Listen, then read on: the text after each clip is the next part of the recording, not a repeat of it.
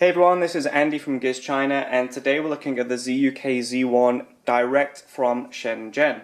Now, if you've been following the news, you'll already know that ZUK are a new startup, a new phone brand from China, and they're supported by Lenovo. So Lenovo, the phone maker and the owner of Motorola, have actually invested in ZUK to produce a new smartphone brand. Already we've seen the ZUK Z1 launch in China. That was a few weeks ago here in China. But tomorrow they'll be launching a non-Chinese model version of this phone. I'm not sure if it's going to be a European release, an Indian release, or a full international global release. We'll find out more about that tomorrow. But what I have now is an early preview, hands-on, of this new non-Chinese version of the phone. And as you can see, the packaging is a little bit different to the Chinese model. We've got a longer, wider box, and it also features Lenovo and ZUK branding on here. So ZUK for the international market are relying a little bit on the Lenovo brand to get a bit more of a head start so people can recognize them a little bit faster. Also on the rear we've got English writing on there. We've got a few details about what networks the ZUK Z1 supports, but I'm going to write all that up on ZUK China so you can read it all. You don't need to listen to me rattle off all those frequencies. Okay, so the box is a little bit different, but what's inside the box is pretty similar to what we've already seen. We've got the ZUK Z1 flagship smartphone. It's the first phone from this new brand, this Lenovo-backed brand. It's a 5.5-inch full HD phone with a Snapdragon 801 processor and 3 GB of RAM. I'm going to go through the ZUK Z1 full hardware and I'll show you the phone in action in a moment. Let's see what else is in the packaging first though. So we just flip this out of the way, pop that there. Okay, you can see underneath the phone we've got a few more boxes. We've got an EU charger here. This is a fast charger for the built-in 4100 mAh battery. If I just pop this out. So an EU standard charger there.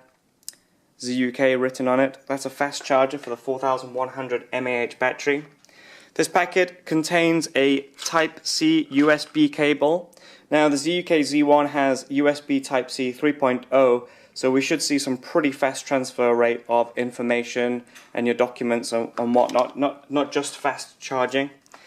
And we've also got this little SIM tray removal tool, and also in here we've got a ZUK quick start guide and a warranty card, which is all in English too. Alright, so that's what's inside the packaging. Let's take a look at the phone itself.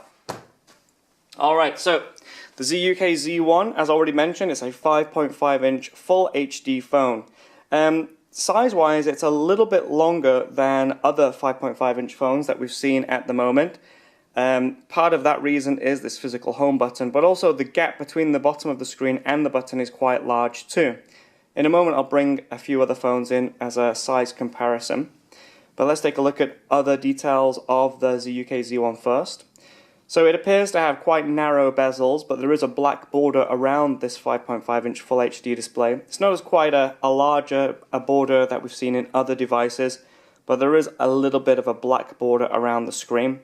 We've got a front-facing 5-megapixel camera there and a receiver there for calls, obviously. On the rear, 30-megapixel camera with OIS. We've got a dual-tone LED flash on the rear and ZUK branding on there too.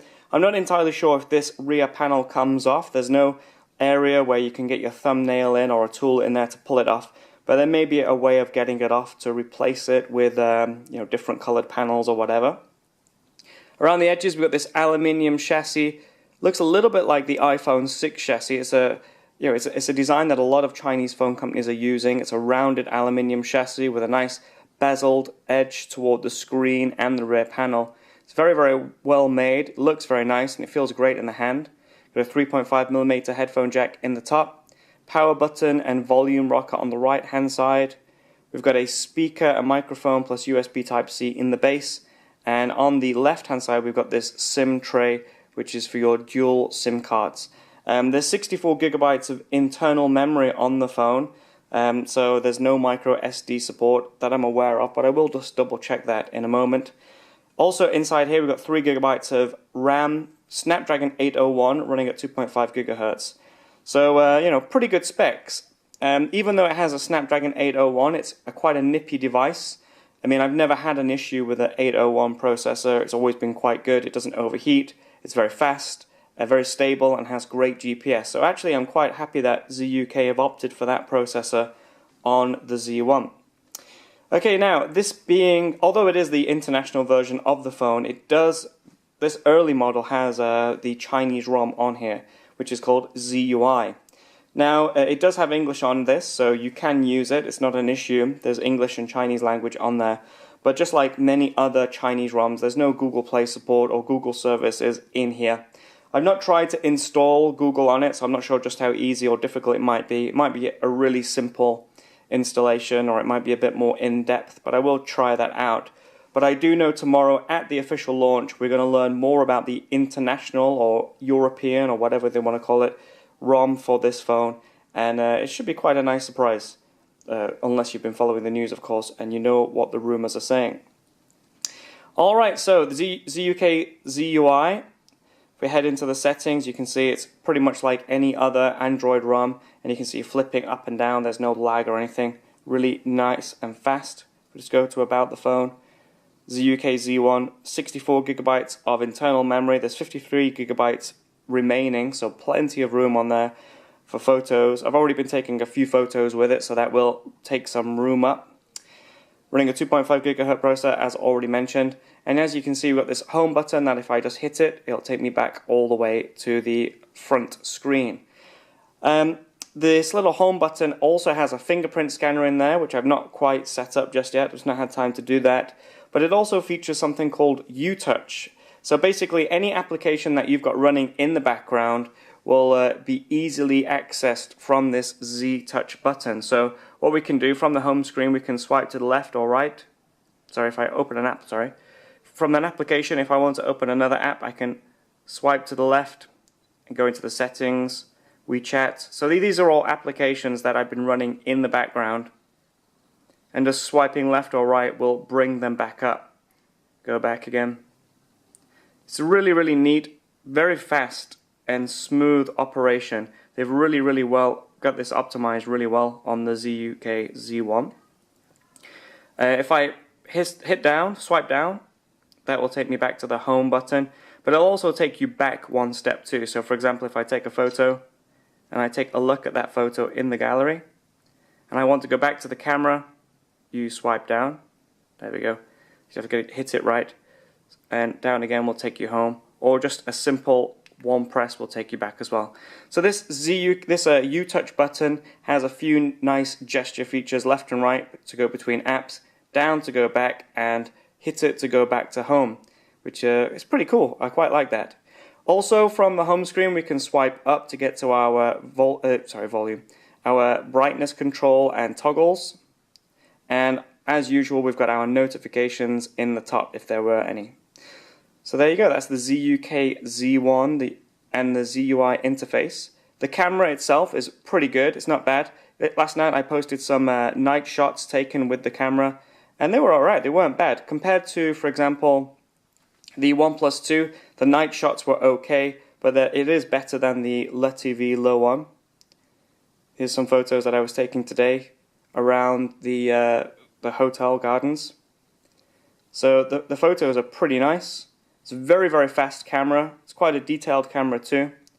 But remember, this is not the final ROM for the phone. So we should see some improvements on the speed and optimization. And even in the international ROM, we might see some totally different features altogether. Okay, so if we, there we go back, or hit it and go home. Before we go, I'm going to show you the ZUK Z1 compared to the OnePlus 2. So let me just pop that down. Let's bring the OnePlus 2 in, and also the LTV Low 1. You can see that there's a little bit of a size difference between the three phones. So of the three phones, the ZUK Z1 is slightly taller than the other two. Not by much, just by a little bit, but there is maybe around 4 or 5 millimeters there difference just at the top here. Width is very similar between all three phones. So if I just pick this up and show you a little bit better. So there you go, you can see the OnePlus 2 isn't quite as long as the ZUK Z1. And it's also a little bit, I know they're about the same thickness. They're actually the same, almost the same width, just a few millimeters difference in width. So although it's the same size screen, 5.5 inch, there is a physical difference in size. Interestingly, these three phones, they go up in price. We've got $1,499, $1,799, and $1,999. They're all pretty good phones, and it would be quite hard to choose between the two. Speed-wise, the LTV and the ZUK Z1 are the fastest in terms of using the actual operating system, the Android system. Camera-wise, the OnePlus 2 is better. I've not tried audio on the ZUK Z1 and GPS, so I can't comment on that just yet. Anyway, so that's my first hands-on and unboxing of the ZUK Z1. I hope you enjoyed that, and I'll have more ZUK and ZUK Z1 news coming very soon. Thanks for your time. Goodbye.